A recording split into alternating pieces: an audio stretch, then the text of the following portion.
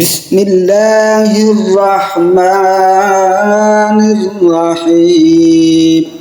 سبحان ذي الملك والملكوت سبحان ذي العزة والعظمة والهيبة والقدرة والكبرياء والجبروت سبحان الملك الحي الذي لا ينام ولا يموت سبوح قدوس ربنا ورب الملائكة والروح